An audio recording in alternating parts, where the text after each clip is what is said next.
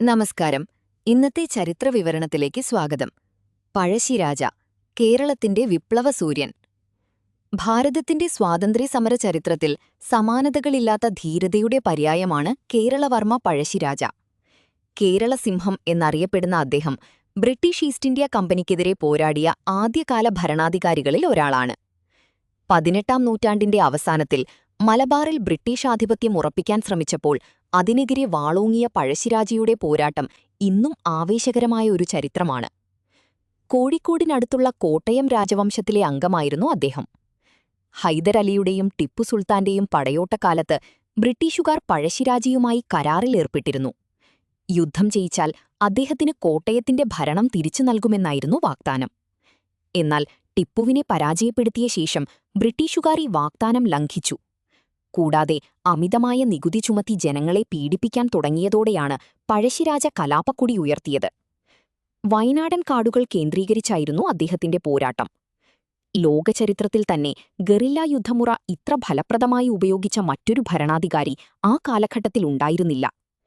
വയനാടൻ മലനിരകളും കൊടും കാടുകളും അദ്ദേഹത്തിനും പടയാളികൾക്കും സുരക്ഷിതമായ താവളങ്ങളായി. എടച്ചേന കുങ്കൻ, തലയ്ക്കൽ ചന്തു, കൈതീരി അമ്പു തുടങ്ങിയ വിശ്വസ്തരായ സേനാനായകർ അദ്ദേഹത്തിനൊപ്പമുണ്ടായിരുന്നു. കുറിച്യർ വിഭാഗത്തിൽപ്പെട്ട പോരാളികൾ പഴശ്ശിരാജയുടെ വലിയ കരുത്തായിരുന്നു.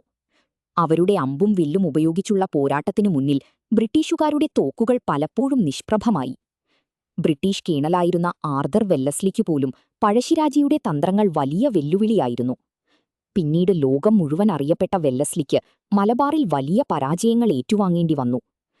1793 മുതൽ 1805 വരെ നീണ്ടുനിന്ന 2 പ്രധാന യുദ്ധങ്ങളിലൂടെ പഴശ്ശിരാജ ബ്രിട്ടീഷുകാരെ വിറപ്പിച്ചു. ബ്രിട്ടീഷ് ആധിപത്യത്തെ ഇത്രത്തോളം വെല്ലുവിളിച്ച മറ്റൊരു നാട്ടുരാജ്യം അക്കാലത്ത് ഇന്ത്യയിലുണ്ടായിരുന്നില്ല. അവസാനം ബ്രിട്ടീഷുകാർ ചതിയിലൂടെയും കുതന്ത്രങ്ങളിലൂടെയും അദ്ദേഹത്തെ തളയ്ക്കാൻ ശ്രമിച്ചു.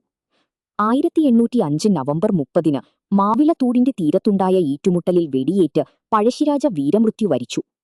പിടിക്കപ്പെടുന്നതിനു മുമ്പ് സ്വന്തം മോതിരം വിഴുങ്ങി അദ്ദേഹം മരണം വരിച്ചെന്നും ചില ചരിത്രങ്ങൾ പറയുന്നുണ്ട്. തോൽവിയിലും അഭിമാനത്തോടെ തലയുയർത്തി നിന്ന അദ്ദേഹത്തെ ബ്രിട്ടീഷ് ഉദ്യോഗസ്ഥർ പോലും ആദരവോടെയാണ് സ്മരിച്ചത്. പഴശ്ശിരാജയുടെ പോരാട്ടം വെറുമൊരു അധികാരത്തിനായുള്ള സമരമായിരുന്നില്ല, മറിച്ച് വിദേശാധിപത്യത്തിനെതിരെയുള്ള ഒരു ജനതയുടെ പ്രതിഷേധമായിരുന്നു. അദ്ദേഹത്തിന്റെ ധീരതയും രാജ്യസ്നേഹവും വരും തലമുറകൾക്ക് വലിയൊരു പാഠമാണ്.